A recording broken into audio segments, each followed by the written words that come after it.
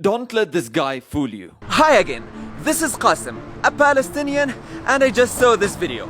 And I want to clarify that yes, we do keep rocks inside the Aqsa Mosque. And yes, we do attack the Israeli police. And yes, we do call for fighting Israel. So, wait, are we terrorists or are we not? Firstly, let's ask ourselves, what is the army doing in the first place inside the premises of Al-Aqsa Mosque? It's a place of prayer, they're not needed. But the reason they are inside is to protect the settlers who are trying to invade the premises of Al-Aqsa Mosque for the sole reason of provoking the Muslims who are praying.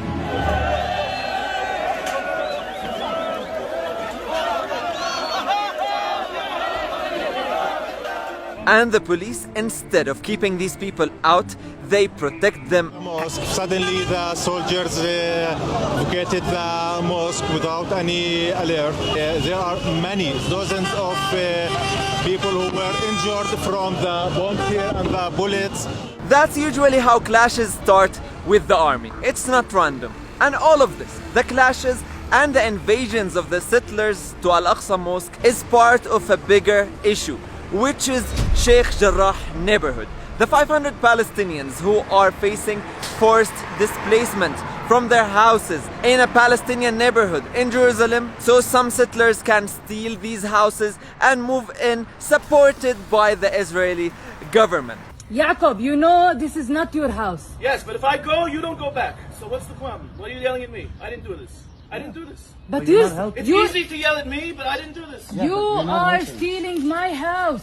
And if I don't steal it, someone else is going to steal it. I talked about this issue of Sheikh Jarrah neighborhood in my past video, so I will not go deeper. So, showing this without showing this or that is not fair. But it's okay, because we know that showing this part does not serve your agenda of playing the victim. Look at all the peacemakers of Israel talking about what's happening. None of them are mentioning Sheikh Jarrah neighborhood, which is the most important thing that's happening now, and they're just talking about the result, which is what's happening in Al-Aqsa. If you're watching this and you don't know who settlers are, they are simply extremist Jews who come from different parts of the world to live in illegal settlements of Israel in Palestinian territories.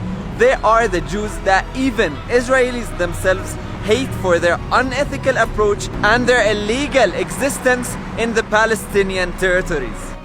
All this, what you say, it's belong to Israel. Okay? In your dream. Not Palestine, it's finished Palestine. They're the ones who celebrated yesterday the burning of Al-Aqsa Mosque.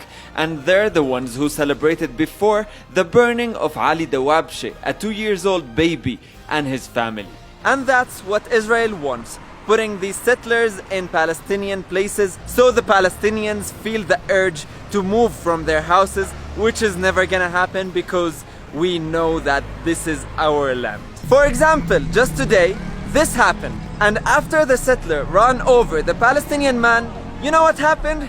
The police came to protect him.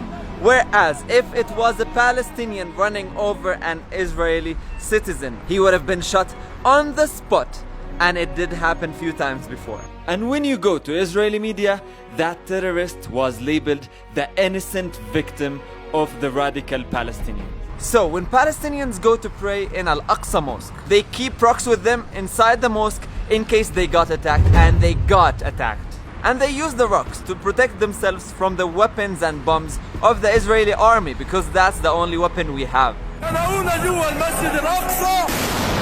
And of course, when the attacks happen, they take refuge inside the mosque, because where else will they go if they get attacked during prayer?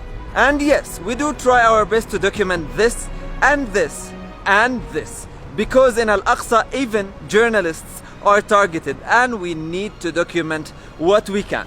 If George Floyd was not filmed, probably he wouldn't have got justice. And if we Palestinians don't document our oppression, no one will. So many Jews understand this, and they are against your oppression. You have been exposed. Thank you. And I hope by this video you've seen the full story.